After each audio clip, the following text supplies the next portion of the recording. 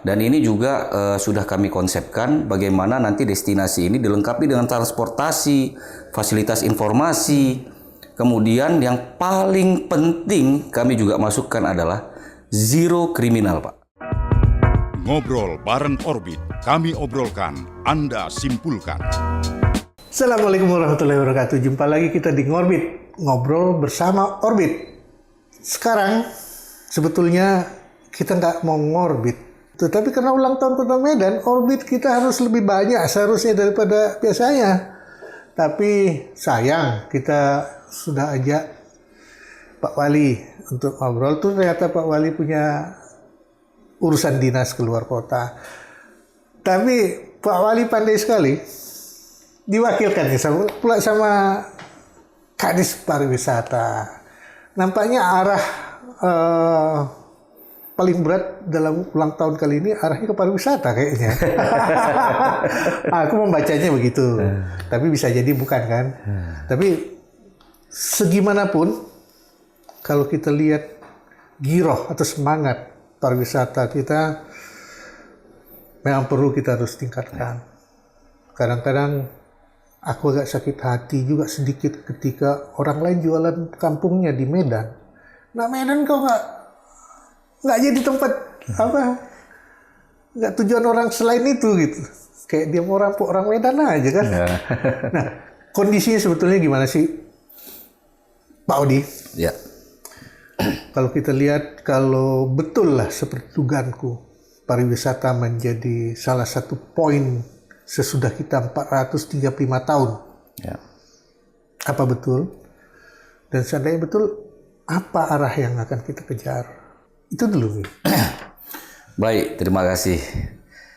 Jadi memang mohon izin Pak, memang kebetulan pariwisata Kota Medan kita sedang menggalakkan, ya. Jadi kebetulan saya juga baru menjabat semenjak bulan 9 tahun 2024, yang mana 2 bulan setelah itu saya mengajukan namanya kawasan strategis pariwisata. Oke. Nah, kawasan strategis pariwisata ini kami singkat jadi KSP namanya. KSP-nya terdiri dari 5 kawasan. Salah satunya adalah kawasan yang pertama adalah Kesawan, Lapangan Merdeka, Perintis, HM Yamin, Petisah, dan Kebun Bunga. Oke. Itulah satu kawasan yang kita punya, bagaimana kita mempackaging kawasan ini supaya lebih menarik dan menjadi daya tarik. Nah, setelah itu saya mengusulkan ke Pak Wali Kota, pada saat itu mungkin juga Pak Wali Kota sebelumnya, Pak Bobi,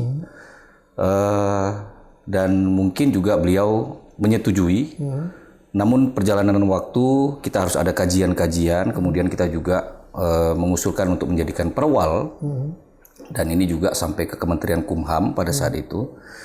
Dan pada saat Pak Wali Pak Riko Triputra Bayu As menjabat, saya mengusulkan dan menceritakan bagaimana kawasan ini akan kita ciptakan, dan beliau sangat antusias dan sangat menyetujui, dan beliau juga memberikan masukan-masukan terhadap kawasan yang akan kita membuat peraturan wali kota ini tadi. Sehingga alhamdulillah terhitung kurang lebih bulan 4 itu perwalnya sudah keluar, yang mana kawasan ini sebenarnya bagaimana seluruh stakeholder, baik OPD, organisasi perangkat daerah maupun perusahaan ataupun publik usaha pariwisata, ini mendukung bagaimana kawasan ini menjadi salah satu daya tarik. Contoh kecil aja, kawasan yang dianggap sebagai KSP 1 ini seperti hal kecil, Pak. Itu seperti zebra cross. Ya. Mungkin tidak banyak zebra cross di sana.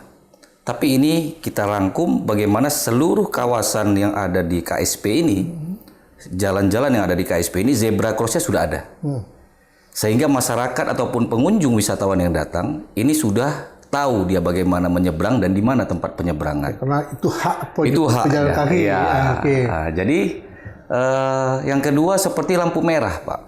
Nah, itu biasanya lampu merahnya ada, tapi tidak ada pencetan orang untuk menyeberang, sehingga orang mungkin menunggu terlalu lama. Tapi itu di zebra cross ya? Iya. Oke, sebetulnya kalau kita ikut ke undang-undang lalu lintas segala macam, begitu orang menurunkan kaki di zebra cross, siapapun yang lewat situ udah harus berhenti. Iya. Ya, cuman kalau dibantu dengan lampu terus memang ya. Artinya memang karena kepadatan lalu lintas kita, Pak, sehingga mungkin kendaraan itu sangat dekat dan rapat. Dan masih egoisnya orang kita. Iya. Orang lampu merah pun ada katanya belum merah kali kok. Iya. Jadi untuk menggampangkan bagaimana pejalan kaki menyeberang, jadi mungkin itu juga salah satu fasilitas yang harus didukung OPD terkait. Itu di KSP tadi ya. Iya. Tapi menarik sih. Aku senang itu karena udah diplot. Iya. Ada kawasan strategis pariwisata. Cuman mungkin kami masyarakat melihatnya ada yang kayaknya kalau itu aja yang kalian sediakan, pemerintah sediakan hanya penunjangan seperti itu, tapi yang sarana intinya tidak diaktifkan. Contoh di Kesawan. Di Kesawan itu akan semakin hidup dia ketika setiap toko yang di Kesawan itu buka. Ya kan? Ada nggak gambaran untuk arah ke sana? Nah. Entah pemerintah kota memberikan insentif atau memberikan amaran supaya membuka tokonya. Ya, tadi mungkin belum selesai. Oke.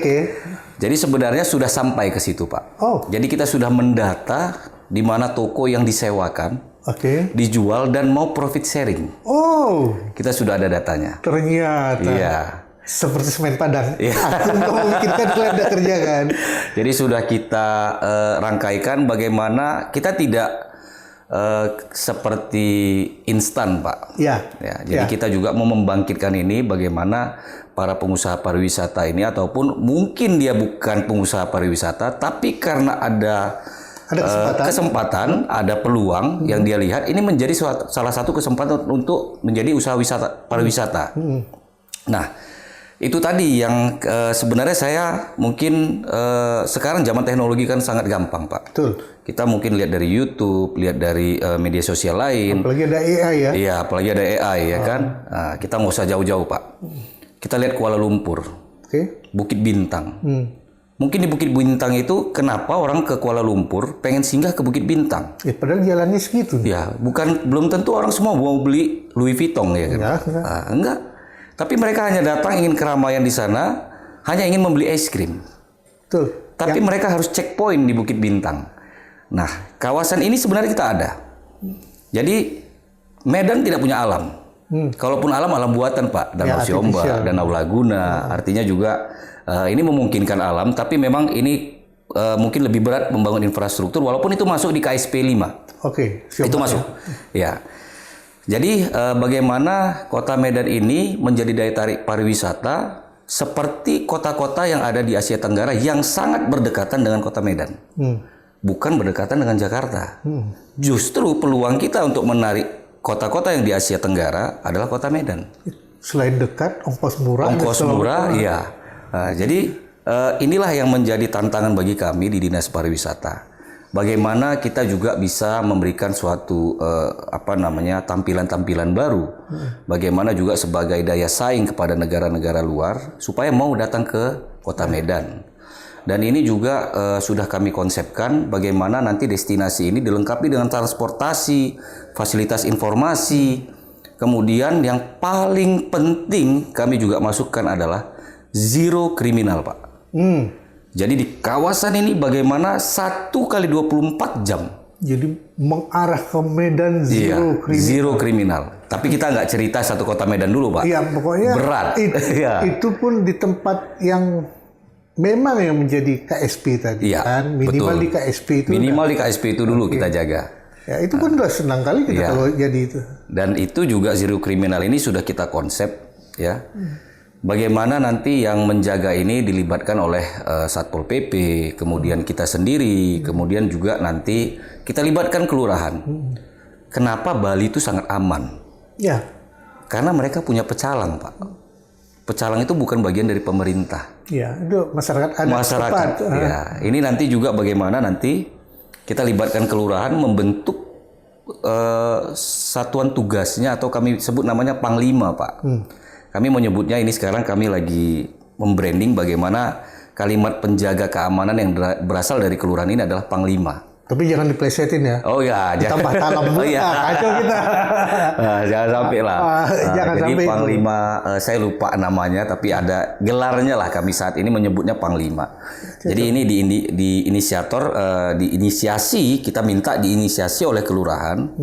Jadi berasal dari masyarakat setempat. Okay. Karena dia yang paling tahu seluk-beluk di sana. Jadi kengerian orang terhadap image tertentu, Satpol PP segala macam itu tidak terjadi di sana. Betul. Itu yang memang poin paling berat di kami, memang zero kriminal itu gitu. Jadi orang cukup datang ke Kota Medan, ke lapangan Merdeka, dia parkir mobil ataupun datang dari Kuala Namu naik kereta api. Begitu sampai lapangan Merdeka dia udah langsung tahu. Ya.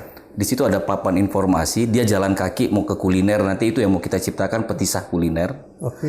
Ini juga lagi kami konsepkan juga bagaimana Petisah ini salah satu tempat seperti mungkin kalau kita boleh membayangkan ya Pak ya. Oh boleh dong.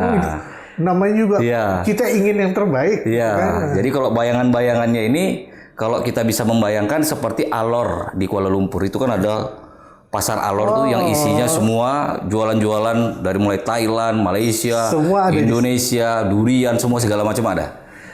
Ini bagaimana kita mau menirunya seperti itu. Oke. Jadi dan ini juga memang tantangan yang berat, tapi kami sangat optimis. Ya minimal kita mulai perencanaannya, pelaksanaannya, finishingnya nanti hasilnya setelah itu terjadi. Ketika mimpi itu dijalankan, dan direalisasikan, mudah-mudahan jadi bagus ya kan? Amin. Itu yang kita. Ya aku menarik. Bagi aku menarik ada beberapa hal. Cuman ada beberapa handicap kalau kita lihat dari beberapa kawasan apa? Strategis pariwisata, KSP. Aku ingat KSP ke Jakarta langsung. Iya. Sekretariat Presiden ya. Nah, kalau kita udah punya KSP seperti itu kan bisa kita lihat, oh kita punya gedung. Iya. Ya. Ini aku hanya pengen ngelihat di momen ulang tahun kado-kado seperti ini kan perlu. Iya. Seperti gedung bekas Hotel Sochi. Iya. Betul. Daripada jadi tempat yang nggak tahu kita. Terus gedung yang dibangun mantan enggak kita. Sekarang? Iya Peringgan, Mall Pelayanan Publik. Jadi Mall Pelayanan Publik. Iya, dulu Buana Plaza, nampak gunanya. Iya, tapi betul. Kalau Mall Pelayanan Publik aja kan paling 1, 2, 3, 2 lantai. Iya, betul. Lantai berikutnya mungkin menjadi pusat kuliner tertentu. Kalau pengen ngopi di Medan di mana? Kalau di Jakarta orang nyari ngopi kan Pasar Santa. Iya, betul. Ya kan? Betul. Di Medan orang nggak tahu. Iya. Aku pengen one stop shopping kopi. Iya. Banyak lo gedung kosong kita. Itu yang baru cerita yang Pemko punya ya. Iya. Yang swasta punya banyak. Banyak. Contoh sebelah kantor wali kota. Iya, Palladium. Ya kan? Iya. Sebelahnya sini lagi. Iya. Ada berapa gedung lagi yang kosong. Iya. Ini kan sebetulnya kesempatan baik untuk kita menjadi one stop shopping service wisata. Wisata gitu loh. Wisata itu leisure atau segala macam bisa kuliner. Ada nggak dalam data kita hal seperti itu? Kalau selama ini mungkin cuma kesawan ya. Yang terdata. Kalau kami di bidang kami ada namanya ekonomi kreatif, Pak. Oke. Jadi kita membina ekonomi kreatif ini dari mulai mereka melaporkan setiap bulan secara digital. Oke. Jadi peluang-peluang investasi ini kita yang perlukan adalah sebenarnya bagaimana mereka bisa masuk ini dengan kondisi yang tidak terlalu memberatkan. Nah inilah yang mungkin sebagai PR kita, gedung-gedung yang dimaksud tadi, kita juga punya Warren Huis kan Pak? Nah, itu juga setelah selesai nanti Warren Huis pembangunannya, finishingnya, mungkin ini juga akan kita adopsi bagaimana supaya aircraft pun bisa masuk di sana. Jadi kalau saya melakukan sesuatu itu kita harus berdasarkan data. Oh iya pasti dong. Kalau nggak punya data kita botak nanti kita. Tujuan dari pariwisata adalah meningkatkan wisatawan. Itu poin terakhirnya. Outputnya adalah wisatawan datang ke Medan. Bagaimana wisatawan datang ke Medan? Inilah yang harus kita data. Bulan ini berapa yang datang? Tahun lalu bulan yang sama berapa? Kemudian kapan okupansi ini tinggi? Kapan okupansi ini rendah? Oke. Nah, berdasarkan okupansi tinggi dan rendah, kita ciptakan event menarik wisatawan kemari. Nah, itu sedap. Itu. Ya, Jadi kalau kita lihat negara sebelah, ya, dia punya kalender event yang yearly, ya. binel dan segala macam lengkap. Betul, betul. Jadi ini kita juga sudah memulai. Jadi tahun depan saya punya cita-cita bagaimana kalender of event of tourism tadi. Ini kita launching sebelum masuk awal tahun. Oke. Selambatnya 1 Januari sudah kita launching. Jadi bagaimana event-event yang berada di dalam pemerintahan yang kita adakan dan event-event yang di luar pemerintahan ini juga kita rangkum. Ya, kalau nggak salah dulu ada kata MICE. Ya MICE, sampai sekarang MICE. MICE City kan. Ya, tapi realisasinya ukurannya belum nampak mungkin ya. Jadi ini memang kami mungkin waktu saya menjabat data ini memang tidak cukup akurat. Ya, kadang-kadang ada slipnya lah. Ya, artinya data ini sudah kita ambil. Oke. Jadi dari akhir tahun tahun sebelumnya, Tahun 2024, kemudian kita juga berkoordinasi, bahkan pun sekarang ya di Bapenda juga mensinkronkan data dengan kita. Oh ya, jadi data jadi ada pembanding. Nah, ini juga menjadi salah satu yang mungkin bisa dijadikan salah satu pembanding bagi OPD lain gitu. Jadi bagaimana pada saat event-event ini bisa mendongkrak wisatawan yang datang. Tapi kalau tidak ada event, kita sudah punya KSP, Pak. Ini memang pamong memang betul cara ngomongnya. Nah, ada satu yang menarik. Mimpi itu udah terbayangkan. Ya kan? Sekarang bagaimana merajut mimpi menjadi kenyataan. Ketika kalian dari pariwisata, dinas pariwisata bermimpi dan ingin menjalankannya, bagaimana menyinggungkannya dengan dinas-dinas terkait yang justru akan membuat ini menjadi sebuah letupan besar di ulang tahun berikutnya. Dengan kekuatan Perwal, Pak. Kita mendesain. Jadi kita mendesak bagaimana siapa yang membuat desain kawasan ini. Ada 3 OPD yang bisa melaksanakannya. Pertama adalah Bapeda. Yang kedua adalah Perkim sebagai tata ruang. Yang ketiga adalah kita. Jadi ini sekarang kita sedang melakukan komunikasi yang baik. Jadi sekalian sinkronize dengan master plan. Jadi sekarang mungkin saya sudah mengajukan juga di bagian kami untuk membuat peta KSP 1. Nah, jadi peta bagaimana tata ruang ini, dan kita sudah semua KSP ini memang sudah terbentuk destinasinya, Pak. Bukan kita menciptakan destinasi baru. Karena dia sebetulnya sudah terbangun. Sudah terbangun. Tanpa kita rencanakan pun dia sudah tumbuh. Sebenarnya dia sudah menjadi salah satu orang yang akan menjadi orang yang akan datang. Cuman bagaimana kita mempackaging. Jadi seperti produk, Pak. Ya kan? Rasanya enak. Kita singkong goreng dibungkus plastik 2.000. Tapi kalau jadi dikasih lagi pakai plastik yang bagus jadi 5.000. Ya kan? Kalau dia pakai botol atau pakai tabung jadi 25.000. Betul. Itu yang maksudnya. Benar. Jadi bagaimana kita mempackaging destinasi-destinasi ini menjadi daya jual.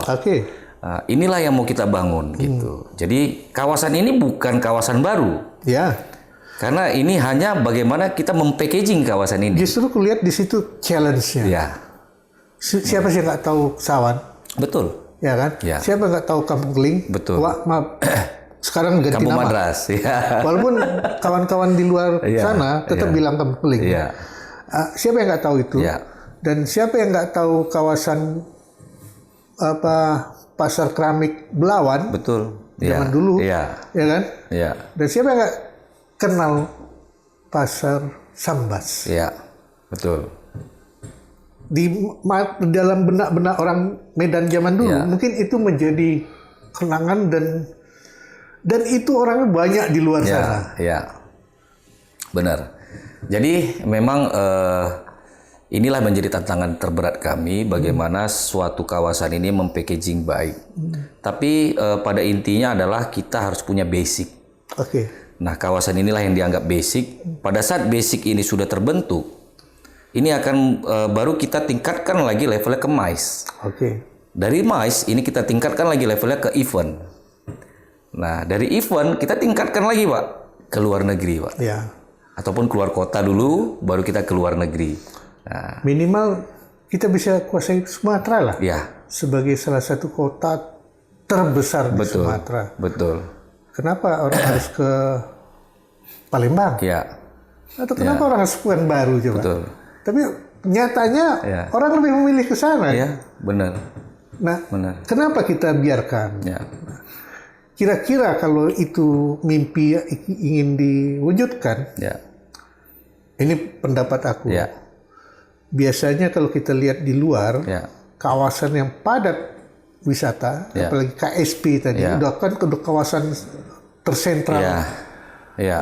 tersentral dan terikat di Ya. situ. Itu malah nggak ada lagi angkutan publik yang berjalan di kawasan Betul. itu.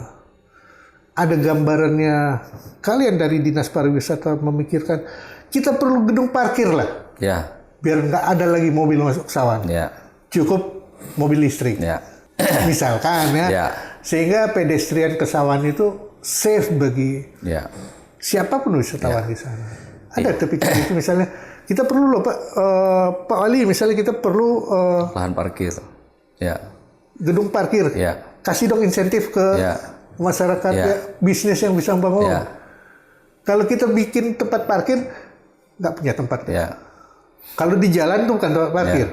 Kalau berani dibikin tempat parkir di jalan, boleh kalian Ya. bikin tempat parkir di jalan, tapi harganya 50.000 per jam. Ya. Ya. Bisa. Ya.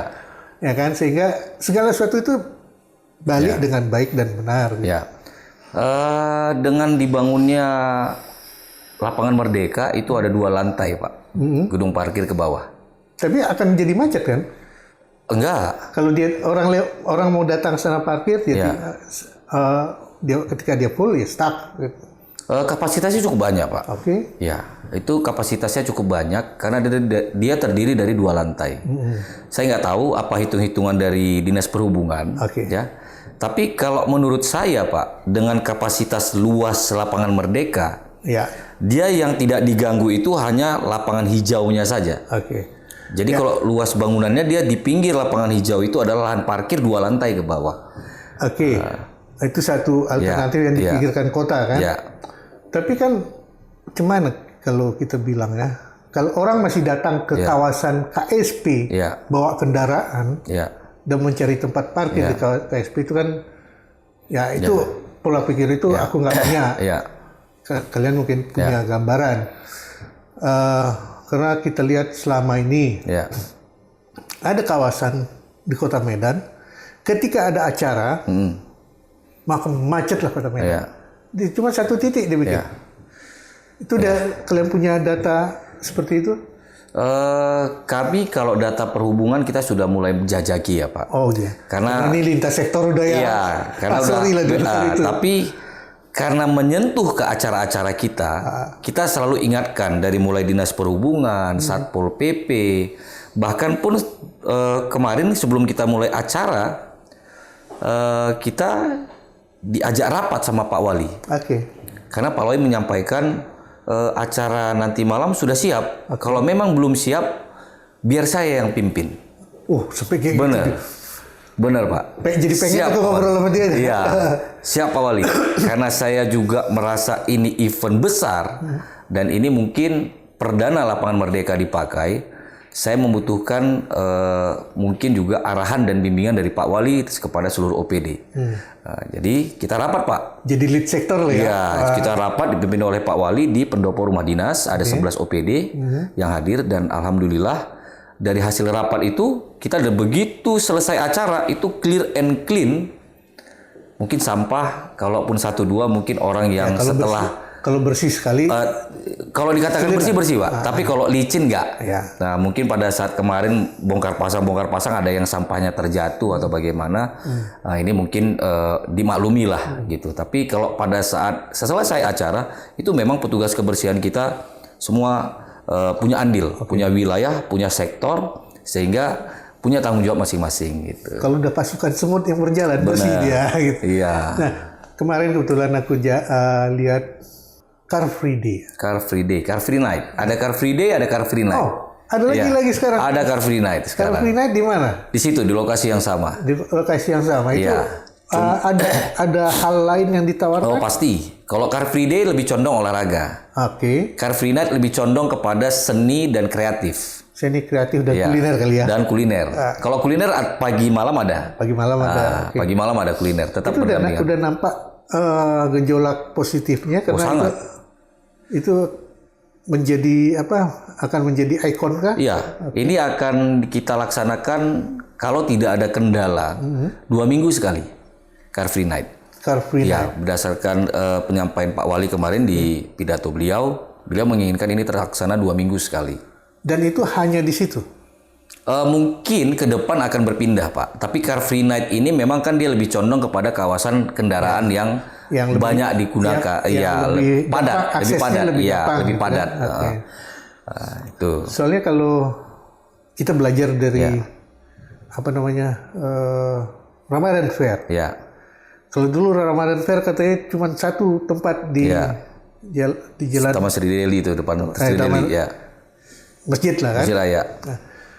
Tapi juga pemerintah kota juga bikin di beberapa tempat di Oh iya, di yang Marelan sangat- ada, ya. Nah itu maksudku. Ya. Apa mungkin Car Free Day Oh, iya. dilakukan di Belawan Iya. sehingga orang Belawan nggak perlu bersusah-susah ke sini? Sebenarnya konsep Car Free Night ini adalah bagaimana kendaraan yang padat dilalui ini kosong. Ya. Tapi kita masukkan di Car Free Night ini ada namanya beranda kreatif yang di bawah pariwisata. Oke. Yang biasanya ditampilkan di depan kantor Wali Kota Medan. Oke. Nah, ini kita tarik ke Car Free Night. Oke. Sehingga pada saat Car Free Night ini nanti sudah bisa mandiri, si berandanya ini akan pindah ke lokasi-lokasi lain. Dia yang jadi Iya.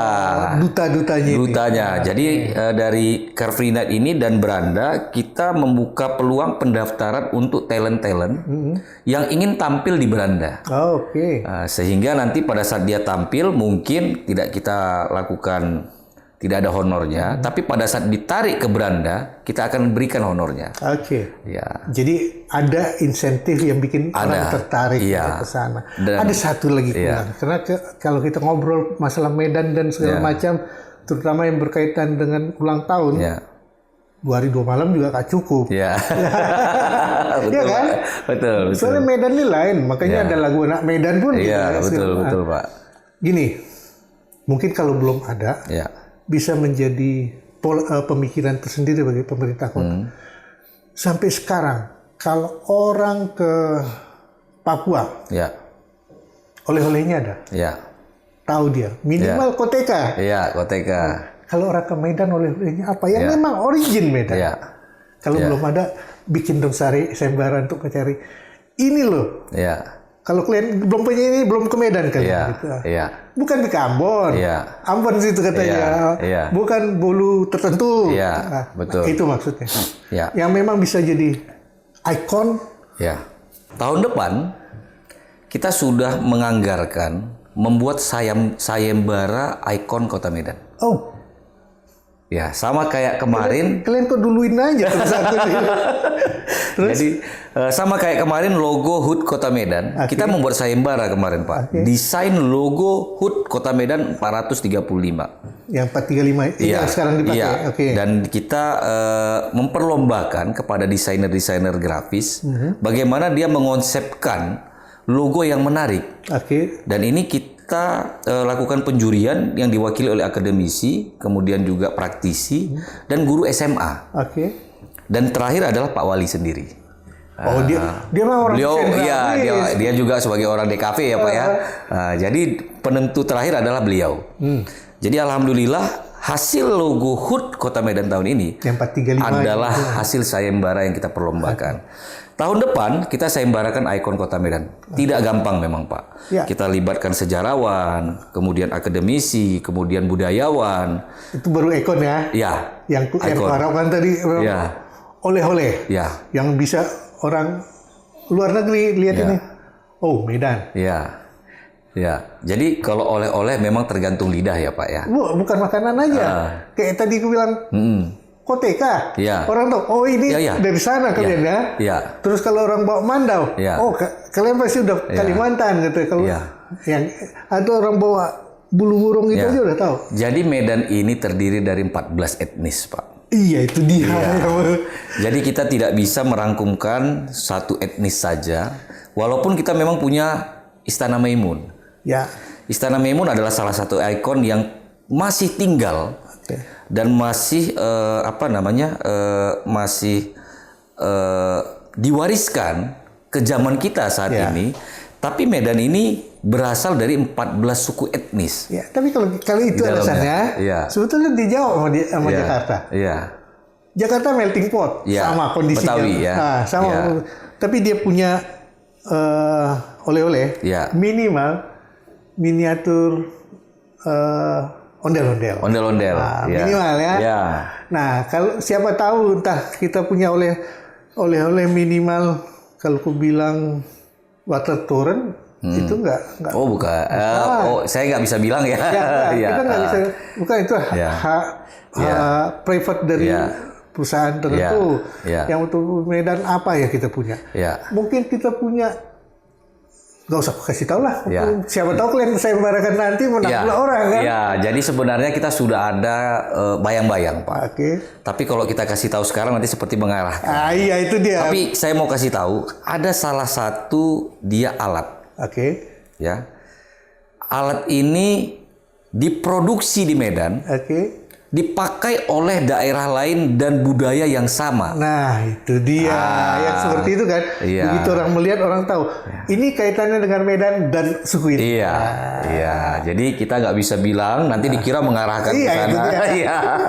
Kita keep dulu. Jadi kayak gitulah, Iya. Bodi ya. Kalau kita mau cerita tentang Medan, Iya. namanya juga Medan, Iya. lapangan, Betul. semua bisa di situ. Mau Iya. bertarung, mau bermain, Iya. mau segala macam. Iya. Cuman nggak selesai sekarang kalau kita cerita. Betul. Karena ini berkait dengan ulang tahun, Ya, tentu banyak harapan masyarakat ya, terhadap ulang tahun. Tolong sampaikan kepada ya, Pak Wali ya. bahwa masyarakat ternyata masih punya harapan tertentu untuk Medan. Betul. Kita nggak mau cukup dengan 435. Ya, Kita perlu 436 yang lebih baik. Iya. 437 Iya. yang bahkan 450 nanti, Iya, 440 gitu Iya, kan. Nah, betul. ya kita berharap selalu positif dan salam sama Pak Wali. Karena kita nggak sempat ketemu ya salam lah yang kita temukan. Terima kasih banyak. Siap. Kita sampaikan dulu pada orbiter kita. Kita cukupkan sampai di sini. Assalamualaikum warahmatullahi wabarakatuh. Kita sudah omongkan, tinggal kalian di rumah menentukannya. Terima kasih. Saya sama-sama, Pak.